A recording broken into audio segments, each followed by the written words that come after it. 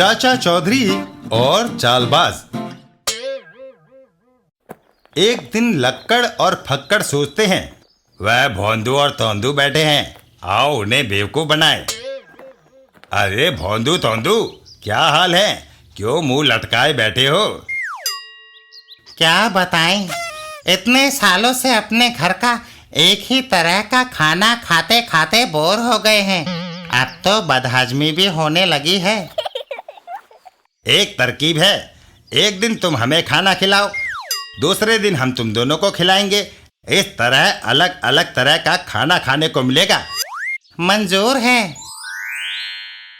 आओ आज हम तुम्हें खाना खिलाएं। खाना परोसा जाता है।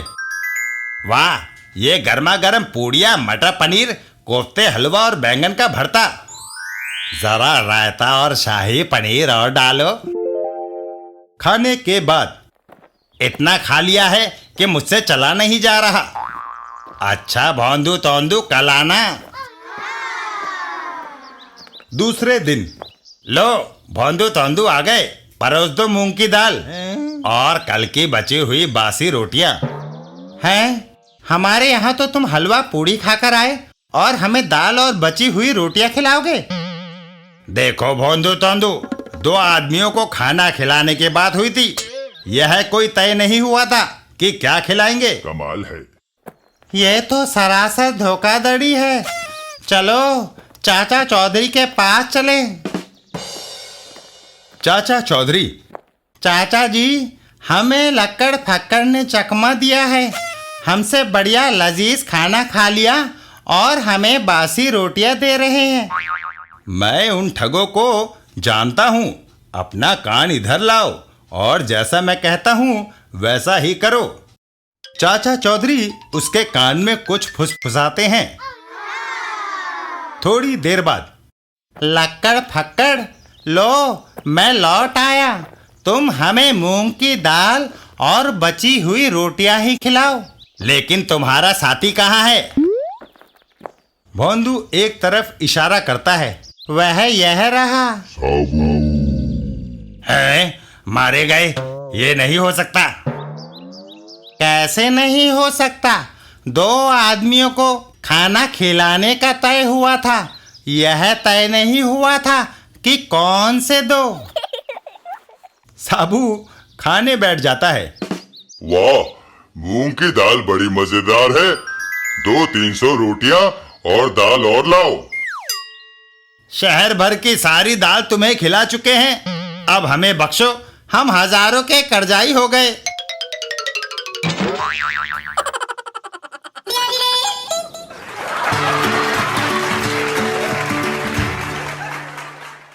चाचा चौधरी और बोसाका।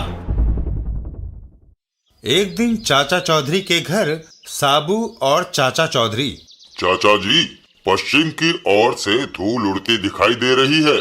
कोई हमसे मिलने आ रहा होगा साबू। तभी आगंतुक वहां आ जाते हैं। चाचा जी, मेरी मदद करो, मेरी बेटी के जीवन का सवाल है। क्या बात है सगनू पंडित?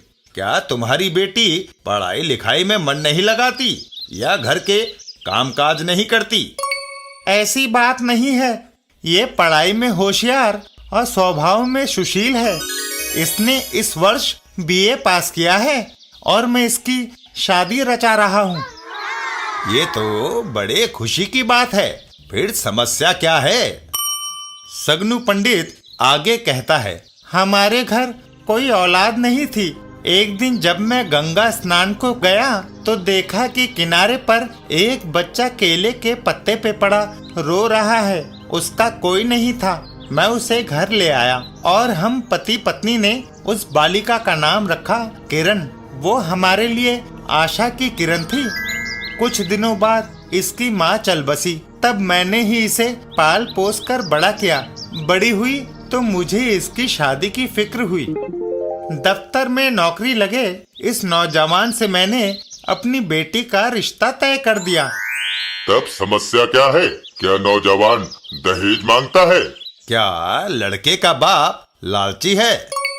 नहीं, लड़का और दूल्हे का बाप दोनों दहेज नहीं चाहते। एक माफिया स्मगलर बोसाका ने धमकी दी है कि अगर मैंने अपनी बेटी की शादी उससे ना की तो वो जबरदस्ती दुल्हन को उठा ले जाएगा। अरे ये भी कोई भेड़ बकरी है जो उठा ले जाएगा।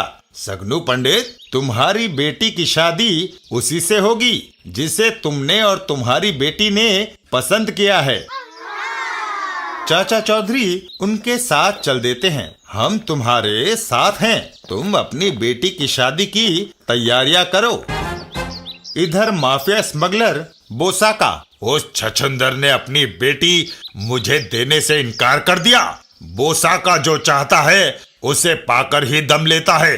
जाओ लड़की को उठा लाओ। जो हुक्म सरदार। और वो दोनों बदमाश गाड़ी में सगनू पंडित के घर की ओर चल देते हैं। लड़की का घर ज्यादा दूर नहीं। सगनू पंडित के घर पहुंचकर एक बदमाश हवा में फायर करता है। भागो डाकू! वो दोनों बदमाश घर के अंदर दुल्हन के कमरे में घुस जाते हैं। दुल्हन को छोड़कर सब भाग गए। गोली के सामने कौन आता है? वो दोनों गन पॉइंट पर दुल्हन को अपने साथ लेकर चल देते हैं। चलो, अगर चिल्लाई तो गोली मार दूंगा। सरदार बोसाका खुश होगा।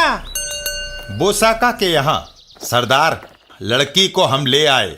माफी चाहता हूँ किरण, अगर तुम बोसाका के पास अपने आप आ जाती तो हमें बलपूर्वक तुम्हें उठा कर न लाना पड़ता। पर्दा प्रथा खत्म हो गई है। घूंघट खोलो और अपना चांद सा चेहरा बोसाका को देखने दो। लेकिन घूंघट उठाते ही एक जोरदार घूसा बोसाका के मुंह पर पड़ता है। ओह! दोनों बदमाश, वह तो आदमी है, उसे गोली मार दो। लेकिन गोली चलाने से पहले ही साबू उन्हें किक आउट कर देता है। मेंढको, दूर हटो। साबू और चाचा चौधरी वापस चल देते हैं। अब तक किरण की शादी वहां हो चुकी होगी। साबू, आओ घर चलें। इधर बोसाका, इन दोनों ने बोसाका के मंसूबों पर पानी फेर दिया। जो मेरे काम में दखल देता है उसे उसकी सजा भुगतनी पड़ती है। अब्दुल, मेरा कुल्हाड़ा लाओ। लो सरदार। बोसाका कुल्हाड़े को कंधे पर रखकर चल देता है। सरदार जब अपना बड़ा कुल्हाड़ा उठाता है तो किसी न किसी की गर्दन जरूर कटती है। बोसाका रास्ते में, उन दोनों को मैंने इस तरफ जाते देखा था। ये किताब बड़ी मनोरंजक है, फुर्सत में हूँ, क्यों न इसे पढ़ लिया जाए। तभी बोसाका की नजर किताब पढ़ते हुए साबू पर पड़ती है। उन दो में से एक ये रहा। पहले इसका सर कलम करता हूँ, फिर दूसरे को देखूंगा। बोसाका दबे पांव साबू पर वार करने के लिए आगे बढ़ता है। इधर चाचा चौधरी, लोहे का दरातेदार चक्र, लगता है किसी मशीन का पुर्जा होगा। चाचा चौधरी उसे उंगली में डालकर घुमाने लगते हैं। हा हा हा हा। इसे श्री कृष्ण के सुदर्शन चक्र की तरह उंगली पर घुमाया जा सकता है। तभी चाचा चौधरी की नजर कुल्हाड़ा थामे हुए बोसाका पर पड़ती है। वहां स्थिति नाजुक लगती है।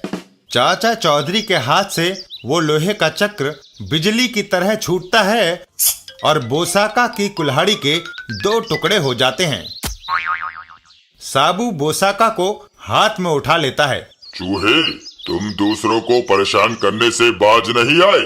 मैं तुम्हें ऐसी जगह पहुंचाऊंगा जहां तुम दूसरों को परेशान ना कर सको। और साबू बोसाका को हवा में उछाल देता है। बोसाका हवा में उड़ता हुआ सीधा दलदल में जा गिरता है।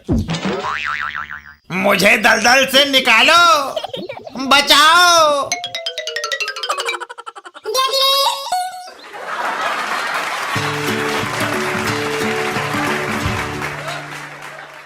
चाचा चौधरी और बोतल का कॉर्क। एक दिन सड़क पर सेठ जसमोहन, इतनी बड़ी बोतल आपके किस काम आती है? हमारी फैक्ट्री में ग्लिसरीन बनती है, हम उसे इस बड़ी प्लास्टिक की बोतल में इकट्ठी करते हैं।